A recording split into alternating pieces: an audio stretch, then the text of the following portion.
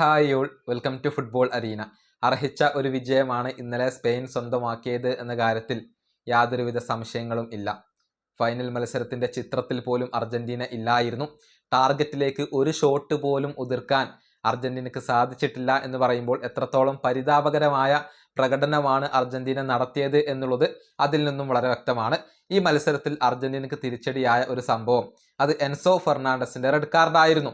മത്സരത്തിന്റെ അവസാനത്തിലാണ് second yellow ലഭിച്ചുകൊണ്ട് അദ്ദേഹത്തിന് പുറത്ത് പോകേണ്ടി വന്നത്.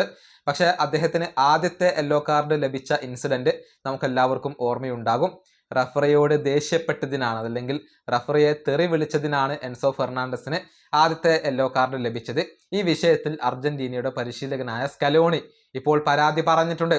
അതായത് റഫറിക്ക് ആ ആദ്യത്തെ യെല്ലോ കാർഡ് ഒഴിവാക്കാമായിരുന്നു, അത് കൊടുക്കാൻ പാടില്ലായിരുന്നു എന്നാണ് സ്കലോണിയുടെ ഒരു അഭിപ്രായം. മത്സരശേഷം പ്രസ് കോൺഫറൻസിൽ അദ്ദേഹം പറഞ്ഞ വാക്കുകൾ ഇങ്ങനെയാണ്: എൻസോക്ക് റഫറി നൽകിയ ആദ്യത്തെ യെല്ലോ കാർഡ് അത് യോജിക്കാൻ സാധിക്കാത്ത ഒന്നാണ്, അത് റഫറിക്ക് ഒഴിവാക്കാമായിരുന്നു. ഇതൊരു വേൾഡ് കപ്പ് ഫൈനൽ അല്ലേ, അത്തരത്തിലുള്ള യെല്ലോ കാർഡുകൾ ഒഴിവാക്കാം. പക്ഷേ നടന്നത് നടന്നു, ഇനിയിപ്പോൾ പറഞ്ഞിട്ട് കാര്യമില്ല. ഇതാണ് സ്കലോണി മത്സരശേഷം പറഞ്ഞിട്ടുള്ളത്. ഈ മത്സരത്തിൽ ഒരുപാട് അർജന്റീൻ താരങ്ങൾക്ക് യെല്ലോ കാർഡുകൾ ലഭിച്ചിരുന്നു.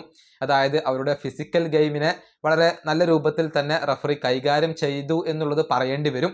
മാത്രമല്ല ക്രിസ്ത്യൻ റൊമേറോ, ലിസാൻഡ്രോ തുടങ്ങിയ താരങ്ങൾക്ക് പരിക്കേൽക്കുകയും ചെയ്തു. ഇതെല്ലാം അർജന്റീനക്ക് തിരിച്ചടിയായി. അതിനേക്കാളുപരി സ്പെയിൻ മികച്ച പ്രകടനമാണ് നടത്തിയത്.